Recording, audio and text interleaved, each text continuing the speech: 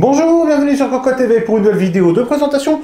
Aujourd'hui, façon de parler, nous allons sortir de notre zone de confort puisque nous avons reçu un produit badgé industriel de chez ASRock. C'est ce petit PC. Alors, industriel, oui et non.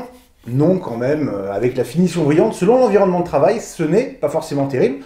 Et avec un processeur 4800U, il y a quand même beaucoup de puissance qui pourrait très bien satisfaire un particulier ou même un professionnel qu'on va plus dire dans un bureau plutôt que dans une grosse entreprise avec des machines-outils ou autre. Bref, tout dépend de ce qu'on appelle de l'industriel. Toujours est-il que de notre point de vue, ce PC est plutôt polyvalent et plutôt joli, même si, encore une fois, la finition brillante, ce n'est pas folichon.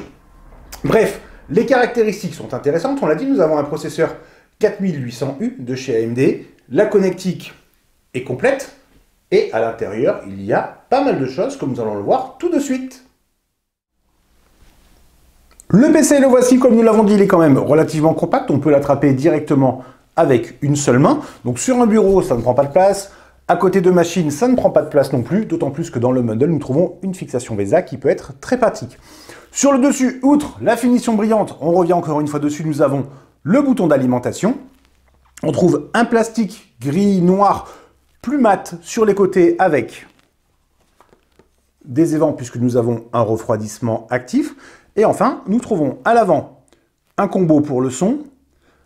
Ici, nous avons un premier port en USB type C, ici un second et ici un type A. L'intérêt de ces deux ports USB en type C, c'est qu'on peut passer, comme on le voit avec le petit logo DisplayPort, de la vidéo, ce qui permet d'avoir 4 affichages, puisqu'à l'arrière, nous retrouvons sortie HDMI, sortie DVI, plus 2 ports Ethernet et 2 ports USB 3. L'intérêt de ces 2 ports Ethernet, c'est qu'ils sont avec des contrôleurs Realtek différents. Nous avons au milieu, ou plutôt plus au centre, un port en gigabit et à l'extérieur, nous avons du 2,5 gigabit. Donc selon la configuration réseau, c'est quand même très sympathique. Dessous, 4 patins, la fixation VESA, encore du plastique brillant et comme on peut le constater, on a juste déballé le produit histoire de faire la vidéo et 2-3 photos et c'est quand même déjà assez cracra. On va enlever les 4 vis avec beaucoup de freins filés. Donc on prend le bon tournevis, on prend le temps, on enlève les 4 vis et ensuite il n'y a plus qu'à retirer le capot avec à l'intérieur l'emplacement pour un premier disque 2,5 pouces. Alors on dit un premier mais il n'y en a qu'un seul. Le deuxième emplacement pour un disque est au format M.2 ici. On fera attention, la petite nappe du SATA vient se connecter sur l'avant de la carte mère. On a ensuite 2 emplacements pour la mémoire en SODIMM bien entendu, c'est la DDR4.